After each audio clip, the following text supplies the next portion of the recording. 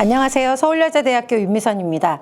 이번 시간에는 디지털 과의존 예방을 위한 부모의 역할 그리고 실천 전략에 대해서 살펴보도록 하겠습니다. 먼저 인터넷 중독이 무엇인지 그리고 디지털 과의존이 무엇인지 알아보고요. 이것들을 예방하기 위한 부모님의 역할에 대해서 살펴보도록 하겠습니다. 인터넷 중독 개념에 대해서 살펴보도록 하겠는데요. 인터넷 중독이란 정보통신망을 통해서 제공되는 정보통신 서비스의 지나친 이용으로 이용자가 일상생활에서 쉽게 회복될 수 없을 정도로 신체, 정신, 사회적 기능에 손상을 입는 것이다 라고 예전에 국가정보화기본법, 지금은 폐지가 됐는데요. 그 기본법에 나와 있는 내용입니다.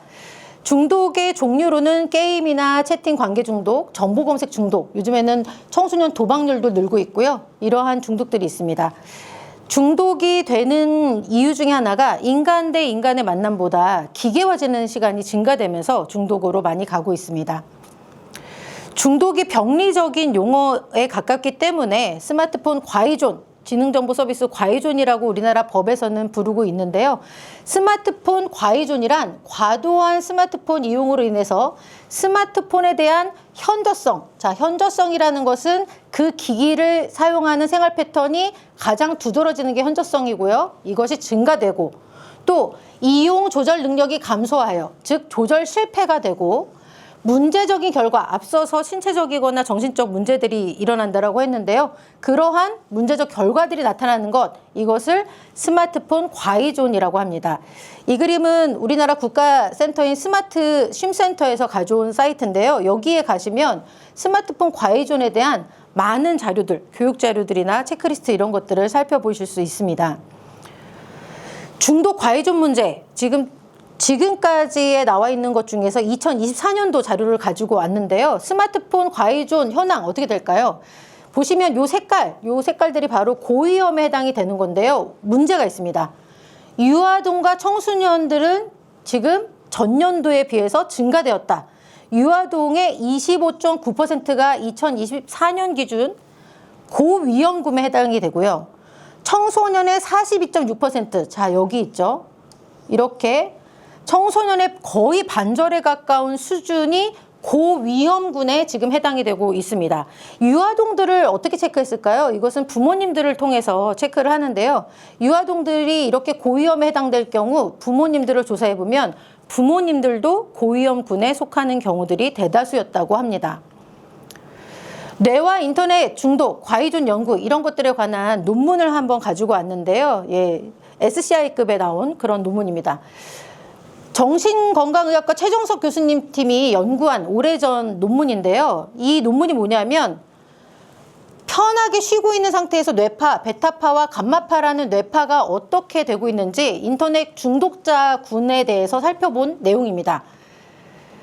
이 논문 중에 이러한 내용이 있습니다. 베타파라는 것은 우리가 열심히 생활을 할 때, 공부를 할 때, 이럴 때 나오는 뇌파가 베타파인데요. 집중력, 각성활동과 관련된 그런 뇌파 신호입니다. 그런데 인터넷 게임 중독자군의 경우는 이 베타파가 감소되었다고 합니다. 다시 말씀드리면 집중력이 감소된다는 것이죠.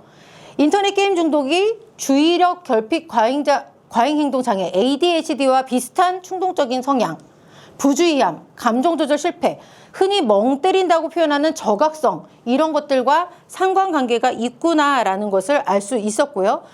두 번째, 감마파에 집중을 했는데요. 이 감마파는 고도의 인지기능, 아주 초집중을 할 때 나오는 그런 파입니다. 또 감마파의 다른 별칭은 스트레스 뇌파이기도 한데요. 우리가 시험 보기 직전에 좀 많이 스트레스 받으면 뭔가 왠지 모르게 뇌가 막 열심히 더 잘 돌아가는 느낌이 들지 않나요? 그때 나오는 게 바로 감마파입니다. 집중, 기억, 학습, 문제 해결 이런 데에 활성화되는 것이 감마파인데요. 문제는 게임 중독군은 일반 수준과 비교해서 2배 가까이 감마파 수치가 높게 측정이 됐습니다. 그러면 좋은 것일까요? 아닙니다. 눈을 감고 쉴 때조차도 일반적인 경우보다 높았다라는 것, 비정상적으로 계속해서 뇌가 활동하고 있다는 것입니다. 즉, 뇌가 쉬지를 못한 상태가 된다. 그것이 바로 인터넷 중독의 상태였다라는 것입니다. 또 다른 연구인데요. 인터넷 중독의 신경생물학적, 심리사회적, 임상적 문제 이런 것들을 연구한 논문들이 있었습니다. 이 논문에서 인터넷 중독은 단순한 습관이 아니다. 신경생물학적이고 심리사회적 요인이 결합된 복합적인 현상이다라고 분석을 했는데요. 인터넷 중독 청소년군의 경우에는 우울증, 불안장애, 양극성장애, 사회불안, 가족 갈등 이런 것들과 높은 공병률, 즉 이 공병률이 뭐냐면 어떤 한 가지가 있으면 중독도 같이 있더라. 이렇게 함께 존재할 때 공병률이라고 하는데요. 이런 것들과 높은 공병률을 보였다라고 합니다. 이 논문에서는 이 왜 중독으로 갈까라는 원인 중에 하나를 보상결핍 가설을 세웠는데요. 일반적인 자극에 둔감한 개인이 인터넷을 통해서 강한 자극을 추구하면서 중독이 되는 경우가 많다라는 것입니다. 현실보다 훨씬 더 강한 자극을 인터넷이 주게 되는데요. 이것이 바로 중독 사용으로 이어지게 되고요. 또 신경 영상 연구를 해봤습니다. 너무 놀라운 사실이 발견이 되었는데요. 인터넷 중독자와 약물 중독자의 뇌 모두 측좌핵, 전두엽, 과활성화가 관찰되었다. 자, 이거 제가 지난 시간에 말씀드렸던 거 혹시 기억나시나요? 여기가 뭐냐면 도파민 보상 회로거든요. 도파민 보상 회로 부분들이 너무 과활성화가 되었다. 평상시에도 만족감을 느끼면 나와야 되는 도파민이 너무 과잉으로 활성화가 되고 있더라라는 것입니다. 이것은 뇌의 보상 회로나 충동 조절 영역에서 영향을 미친다라는 것을 나타내고 있었습니다. 또 심리사회적 요인들이 있었는데요. 충동성이나 미성숙한 대처, 또 가족 갈등, 또 사회적 고립 이런 것들이 인터넷 중독과 관련이 되더라라는 것을 알 수가 있었다라고 합니다. 또 다른 논문인데요. 캐나다 부모님들이 화면 사용을 얼만큼 쓰는지를 이 인터넷 중독 수준과 비교해서 연구한 논문이 있었습니다. 좀 재밌는 논문이라서 부모님들을 타겟으로 했길래 한번 가지고 와봤는데요. 이것도 역시 저명한 논문지에 나와 있던 논문이었고요. 여기에서 조사를 해봤더니 캐나다 부모님들의 화면 사용, 이건 스크린을 말하는 거죠. 뭐 핸드폰 화면이든 TV 게임 화면이든 이런 화면들을 말하는데요. 화면 사용 습관을 봤더니 일단 중독 테스트와 이것과 관련된 요인 분석과 회귀 분석을 같이 했는데요. 킴벌리 영이라는 인터넷 중독에 있어서 아주 유명한 학자가 있습니다. 이 학자가 만든 중독 테스트를 기본적으로 한번 해봤고요. 이걸 해봤더니 19.4%가 경미한 사용, 3% 정도는 중증도 또는 심각한 정도의 중독으로 분류가 됐습니다. 그리고 그 원인을 살펴봤더니 시간 관리가 잘 안 됐고요. 사회 정서적 기능 장애가 있었다고 합니다. 특히 이 캐나다 부모님들 이 논문에 의하면 모바일 기기 사용 시간 관리 장애가 가장 크게 두드러졌습니다. 식사 중이나 침실에서 화면 사용이 흔하게 나타나고 있었다라는 것입니다. 결론적으로 모바일 기기로 인한 방해가 부모와 자녀 간의 긍정적인 상호작용 기회를 저하할 수 있다는 것이 이 논문의 결론이었는데요. 부모님들이 아이와 대화를 할 때 눈을 마주치고 대화하는 것이 아니라 계속 스마트폰만 보고 대화한다든지 하면 청소년기의 뇌발달은 외부 상호작용 그리고 인간관계 측면에서 많은 것들이 이루어질 때 발달하게 되는데 그런 것들의 발달 저해에 어떤 원인으로 작용할 수 있다는 것이죠.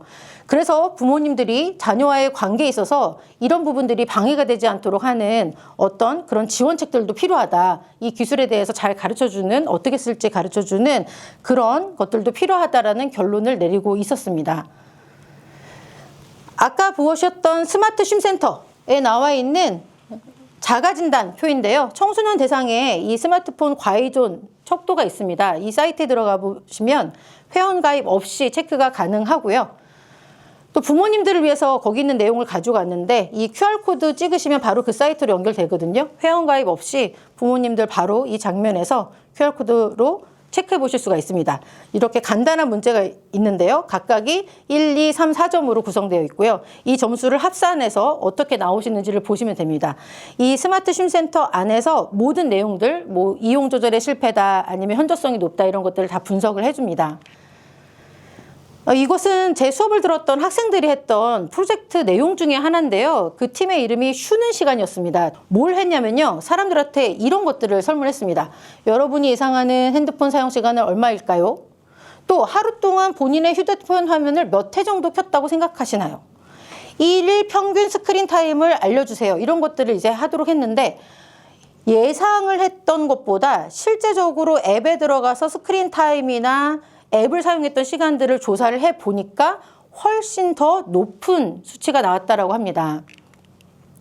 그래서 보시면 예상했던 것과 다르게 이렇게, 예상했던 것과 다르게 이렇게, 사용 시간도 그렇고 화면 깨우기도 내가 예상했던 것보다 훨씬 더 많이 쓰는구나 라는 것을 알 수가 있었습니다. 부모님들께서도 한번 자녀가 유튜브 얼만큼 본 것 같아? 틱톡 얼만큼 한 것 같아? 물어보시고요. 이 스크린 타임 이런 것들 들어가서 앱 사용 시간 한번 조사해 보시면 놀라운 결과를 보실 수가 있으실 것입니다. 스마트폰은 끊는 게 답일까요? 아닙니다.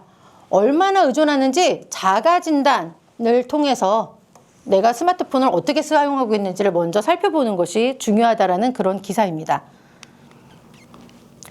삼성 갤럭시에 보시면 디지털 웰빙 및 자녀보호 기능이 있는데요. 이쪽으로 들어가시면 이 자녀보호 기능 등을 통해서 아이들의 앱 시간 조절 이런 것들을 확인하실 수가 있습니다. 그래서 이런 부분들을 부모님들 한번 사용해 보시라고 권유드리고 싶고요. 아이폰 같은 경우는 스크린 타임을 통해서 이렇게 조회가 가능합니다. 그래서 아이폰은 또 가족끼리 연동도 되기 때문에 연동을 통해서 내가 어떤 앱을 얼마큼 사용했는지 이런 것들을 매주마다 주기적으로 보시면 좋을 것 같습니다. 과의존 예방을 위한 부모님의 역할들 이제 하나씩 설명드리도록 하겠는데요. 저는 제가 준비해온 이 내용들을 한 단어로 대체하겠습니다. 부모님들, 우리 자녀들을 위해서 메소드 연기 하셔야 됩니다. 첫 번째 메소드 연기는 뭐냐면 아이들을 위해서 마음의 통역사가 되는 것입니다. 자녀가 과의존이나 중독 이런 것들에 빠질 때는 그 이유가 대부분 불안이나 외로움, 스트레스 이런 것들이 원인이 될 수가 있습니다. 아이들이 어떤 외로움이나 스트레스가 있는지 경청해 주시고요. 왜 그렇게 되었는지에 귀 기울여 주셔야 됩니다. 자녀의 감정을 비난 없이 받아주는 시간을 가지시는 것이 매우 중요합니다. 제가 너무나 부모님들 마음을 잘 알기 때문에 예시를 가지고 왔는데요. 통제가 안 되실 때 이런 말씀 많이 하시죠. 너는 도대체 왜 게임만 하고 있는 것이니? 자, 이것은 지난 시간에도 말씀드렸는데요. 이런 말씀 많이 하시면 아이들의 뇌는 이거를 열심히 듣고 여기에 대해서 반항하는 뇌회로만 더욱더 증가하게 된다라는 것을 말씀을 드리고요. 아이들한테 왜 그 게임 재밌니? 어떤 점에서 재미있니? 게임도요, 누군가의 창작물입니다. 거기 안에서의 전략이나 이런 것들을 아이들한테 물어보시고 어떤 점에서 재밌는지 이런 관심을 기울여 주셨으면 좋겠습니다. 그래서 우리 아이들의 마음의 통역사 되는 것이 첫 번째 메소드 연기입니다. 두 번째인데요, 바로 행동 교정사 되기라고 정해봤습니다. 디지털 사용에 대해서는 규칙과 일관성이 있는 통제가 필요합니다. 그냥 아무 때나 통제하시면 안 되고요. 그러면 통제를 어떻게 해야 하냐면 당연히 해야 되는 식사, 수면, 숙제 이런 기본 일과들을 먼저 마치게 한 후에 디지털 사용을 나중에 할 수 있도록 지도를 해주시면 됩니다. 미디어 사용 시간을 제한하는 것보다 오히려 수면 시간이나 식사, 운동, 학습 이런 루틴들을 강화하는 것이 미디어 사용을 줄이는 데 효과적이라는 대다수의 그런 연구 결과들이 있습니다. 특히 이 행동 교정사가 되실 때는요. 스마트 미디어 기기의 사용 시간과 용도에 대한 규칙을 아이와 함께 정하셔야 됩니다. 그래야 더 효과적이고요. 그것을 보이는 곳에 체크리스트로 만들어서 냉장고 같은 곳에 붙여놓고 내가 이번 주에 얼마만큼 지켰는지 안 지켰는지 이런 것들을 살펴볼 수 있도록 해주셔야 됩니다. 생성형 AI로 그림을 가지고 와봤는데요. 우리 청소년기의 뇌, 아직 변형계가 활발하게 작동하는 이런 시기입니다. 이런 시기에서 말을 잘 듣는 우리 아이들로 만들려면 어떻게 해야 될까요? 집에서 강아지나 고양이 키워보신 분 아시겠지만 결국은 마음을 가다듬고 사랑으로 반복적으로 하시는 것밖에는 답이 없습니다. 세 번째는요, 마음 건강 트레이너 되기입니다. 일단 목표 달성 훈련시키기가 매우 중요한데요. 미디어 사용 순서를 정한 다음에 그 정한 규칙대로 잘 할 수 있도록 훈련을 시켜주시면 됩니다. 이때 규칙 중에 이런 것들 매우 중요합니다. 식사, 취침 전 1시간 동안 미디어 시청을 금지하기. 이거는 아이들만 하면 안 되고요. 부모님들도 같이 해주셔야 됩니다. 그리고 오늘 얼마나 잘 참았는지를 체크해 보시고 긍정적인 피드백을 반드시 주시는 것이 좋겠습니다. 아이가 하고 싶은 일, 해야 할 일 이런 것들을 목록으로 구분하는 훈련을 시켜주시고요. 또 아이 스스로 시간을 조절할 수 있도록 타이머를 활용하는 것도 매우 효과적인 방법입니다. 자녀가 시간 계획을 스스로 할 수 있도록 하고요. 또 사용 전후를 비교하는 디지털 사용일기 이런 것들도 작성해 보시면 좋겠습니다. 부모님들은 아이들의 정서적인 안전기지가 되어 주셔야 되겠습니다. 다음으로는요, 부모님이 열정 연기자가 되는 것입니다. 부모님도 스마트폰을 특정 시간에만 사용하면서 절제력을 보여주는 연기를 하셔야 되겠습니다. 부모님이 과의존인 경우에 자녀도 과의존 비율이 높다라는 것은 이미 연구된 바이고요. 부모님이 먼저 독서 등에 집중하거나 또 취침, 식사 전에 사용을 제한하는 것 이런 모범을 먼저 보여주시면 자녀들은 그런 모범을 따라가게 되어 있습니다. 부모님의 태도는 자녀에게 무의식적으로 학습됩니다. 놀랍게도 부모님 안 지켜보는 것 같죠? 자녀들이 다 따라합니다. 심지어 부모님들끼리 하는 말도 따라하고요. 가족 모두 스마트 디톡스 시간 이런 것들을 가지시기를 권장을 드립니다. 특히 식사나 가족 대화 시간에는 스마트폰 거리두기를 온 가족이 실천하시는 것이 좋습니다. 아이들하고 대화하실 때는 눈을 마주치시고 대화를 해주셔야 합니다. 그리고 더 중요한 것은 흥미의 대안을 찾는 것이 중요합니다. 온 가족이 함께 취미를 갖는다거나 또 밤마다 산책하기, 여행하기, 오프라인 여러 가지 활동하기 이런 것들을 가지시게 되면 그러면 우리 아이들은 잘 성장하게 되어 있습니다. 자, 프로파일러 되기라고 한번 써봤습니다. 아이를 면밀하게 지켜보셔야 되겠죠. 프로파일러가 하는 것들은 심리, 성향, 행동, 양식을 분석하는 것이잖아요. 아이들이 스마트 기기를 어떻게 하고 있는지 스마트 기기 패턴을 관찰을 하셔야 합니다. 뭘 보고 있는지, 어떻게 쓰고 있고 어느 시간에 많이 쓰고 있는지 보시면서 과의존 신호가 있는지 없는지를 조기에 인식하셔야 됩니다. 특히 스마트폰 사용을 제한했을 때 짜증을 내거나 분노, 우울 이런 것들을 금단이라고 하죠. 이런 것들의 반응이 있는지 살펴보시고요. 대화 시에 스마트폰만 보고 있는지 이런 것들 살펴보시고 수면과 식사 시간을 무시한 채로 계속하고 있는지를 살펴보셔야 되겠습니다. 디지털 사용 점검일이라는 것을 정해서 스마트폰의 사용량, 앱별 사용 시간 이런 것들을 너 얼만큼 본 것 같아? 라고 물어보시고 온 가족이 우리 생각보다 많이 봤네, 적게 봤네 이런 것들을 온 가족이 한번 참여해 보시면 좋겠고요. 특히 청소년기 아이들한테는 친구끼리 해봐라 이런 것들 하면 잘하거든요, 의외로. 그래서 친구끼리 한번 해서 누가 더 이 앱을 내가 원하는 시간만큼만 썼을까 이런 것들 내기하기 이런 것들 시켜보시면 좋겠습니다. 아이들에게 있어서 의지할 대상은 부모님밖에 없습니다. 그래서 부모님은 이미 자녀의 힐러이고 히어로라는 것을 꼭 기억을 해주셨으면 좋겠습니다. 과의존에 빠진 자녀가 있다면 실망스럽게 보시지 말고요. 내 잘못이 아닌가 이런 생각하실 필요 없습니다. 지금 시대가 그러한 시대라는 것이고요. 이 아이들한테 비난보다는 회복이 우선이라는 사실을 이것을 우선순위로 잡아주셔야 되겠고요. 감정적으로 흔들리지 않고 아이들을 위한 회복의 조력자가 되어주셔야 됩니다. 그리고 만약에 심각하다, 고위험이다 그러면 용기 있게 전문가와 함께 연결되시고 전문가를 찾아가시고요. 적극적으로 도움을 받는 그런 멘토가 되셔야 됩니다. 부모님의 역할은요. 완벽함이 아닙니다. 곁에 있는 것, 이것만큼 좋은 것이 있을까요? 이것이 얼마나 소중한 것인지 자녀에게 잘 알려주시면서 자녀가 마음의 균형을 찾는 데 함께하는 친구와 같은 사람이 되어주셔야 되겠습니다. 나는 부모다 이걸 외쳐보셨으면 좋겠는데요. 아동과 청소년은 감정에 대한 변형계가 매우 민감하고 활발하게 작동하는 시기입니다. 반면 이성에 대한 전두엽 이런 것들은 완성이 아직 되지 않은 상태고 완성이 되어가고 있는데요. 그렇기 때문에 감정을 조절하거나 충동을 절제하는 데 어려움을 겪는 것이 너무나 당연합니다. 이러한 발달적인 특성 때문에 학생들에게는 나와 한편이라는 감정적이고 정서적인 안전 기지가 필요합니다. 특히 신뢰, 연결감 이런 것들이 매우 중요한데요. 그런 것들을 통해서 자녀의 감정을 안정시키고 전두엽으로의 혈류 흐름을 촉진하는 감정 코칭 이런 것들이 필요합니다. 감정 코칭이란 아이들의 감정을 억제하거나 통제하는 것이 아니라 감정을 이해해주고 그리고 전 이것을 강조하고 싶은데요. 감정에 한번 이름을 붙여서 표현할 수 있도록 돕는 과정, 이런 것들을 해보시면 좋겠습니다. 이런 과정을 통해서 자녀가 자신의 감정을 객관화할 수 있도록 해주고요.